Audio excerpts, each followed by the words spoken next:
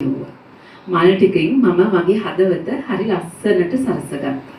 ගල් ටික ඔක්කොම එකතු කරලා මම සුන්දර නිවසක් හැදුවා. අන්තිමට ගල් ගැහුව මිනිස්සු අහනවා ඔච්චර සුන්දර නිවසක් හදන්න ඔච්චර ලස්සන ගල් කොහෙන්ද එකතු කරගත්තේ කියලා.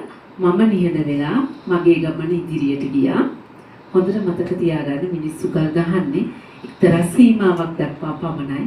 ඒ සීමාව ඔබ පසු කළ ගමන් ගල් ගහපු මිනිස්සු ඔබේ නරඹන්නන් බවට පත් වෙනවා. ඒක නිසා ඔබ සියලු දෙනාටම එසේ වන්නට හැකියාව ලැබේවා. අපේ પરම්පරාවට මගේ පෞද්ගලික මේක මගේ පෞද්ගලික අදහස. මම හිතන්නේ යම් තැන් වල අපිට වැරදිලා තියෙනවා. අපිට වැරදුන තැන අපි අපේ දරුවන්ට කලින් කියලා දෙමු.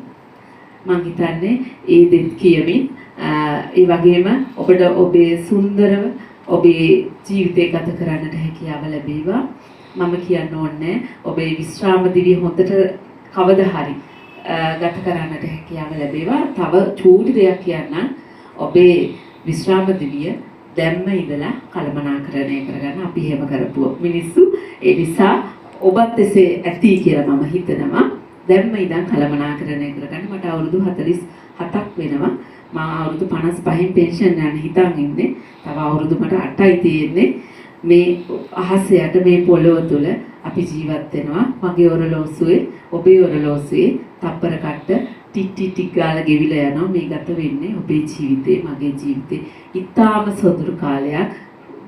අපි රාජ්‍ය සේවකයින් වන අපිට මේක ගොඩක් තැන්වල වැරදුණු අය ඔබට එහෙම නෙවෙයි කියලා මම හිතනවා. ඉතින් එහෙම හිතමින් ඔබ සියලු දෙනාටම සුබ අනාගතයක් ප්‍රාර්ථනා කරමින් අපි සමුගන්නවා. ඔබ සියලු දෙනාටම බෙහෙවින්ම ස්තුතියි.